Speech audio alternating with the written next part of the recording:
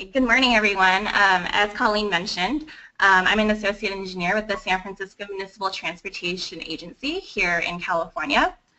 I've actually been employed here for about 4 years, but my first year out of school was it was a little bit crazy, to say the very least. But I'm just going to first start off with how I got into transportation. When I first started in college at UC Berkeley, I knew that I wanted to be a civil engineer, but I thought I wanted to do structures.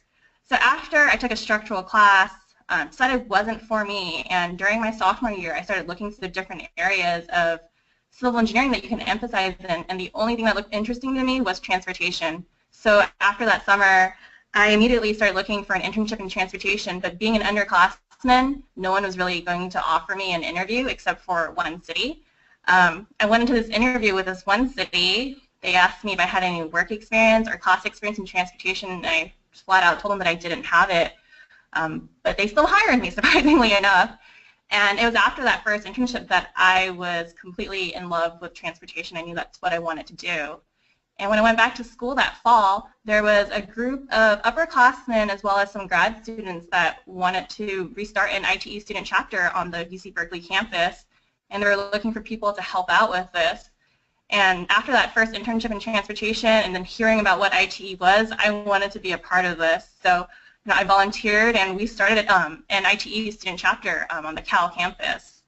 So after that first year, we then decided to go to our first annual meeting, and that was back in 2009, and we went to Denver that year. When I got to Denver, there were just so many professionals that were so eager to speak to all of the students.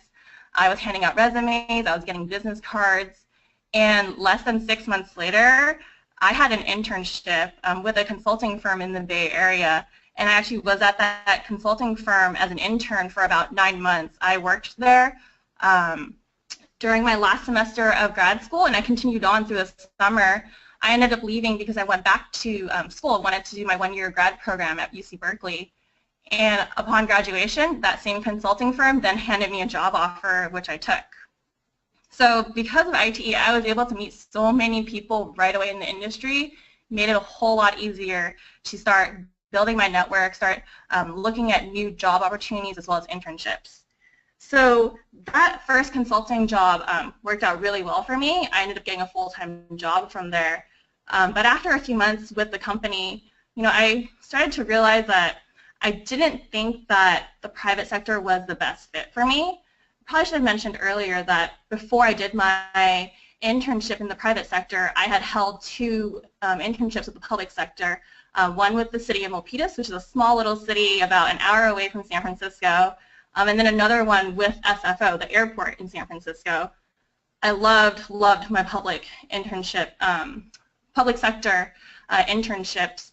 Part of the reason that I really enjoyed them was because I just felt such a sense of ownership in the work that I did. I could easily go outside and see the work that we were doing as engineers for the city.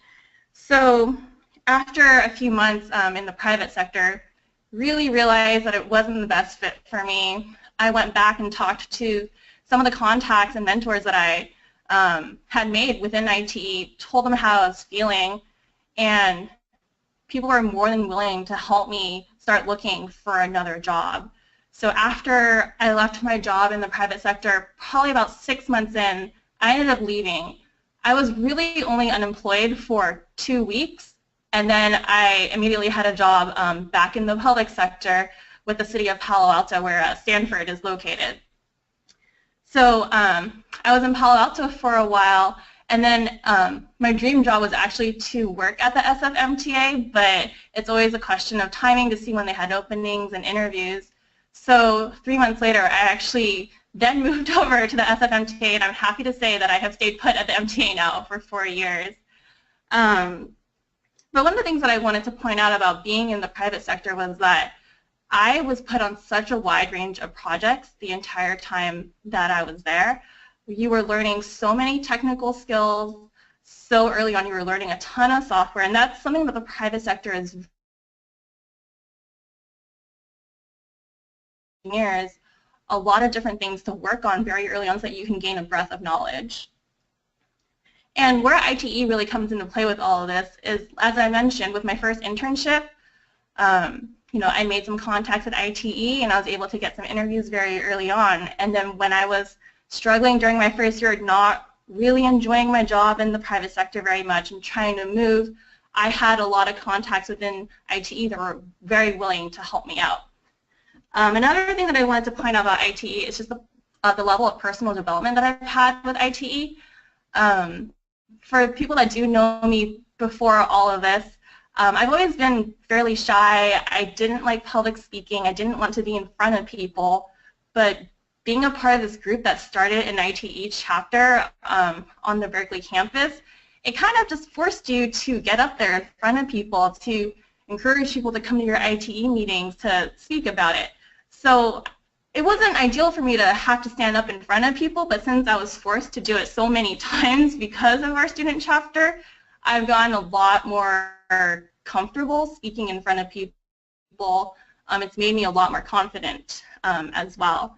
So after graduation, people encouraged me to continue being a part of ITE, joining the section level in the San Francisco Bay Area. So I actually ran for office in the Bay Area a year after I graduated from grad school, and I've gone through the offices there. And now I'm also on the Western District ITE board, serving as the Student Endowment Fund Chair. So ITE has just done a lot for me. It's helped me build my network, and staying involved has helped me to make not only contacts in the industry, but to also form a really great group of friends. I actually have a group of friends within ITE that I refer to as my ITE family, because whenever I see them, it's always such a good time. So yeah, I'll be happy to take any questions at the end, so I'll pass it back to Colleen now.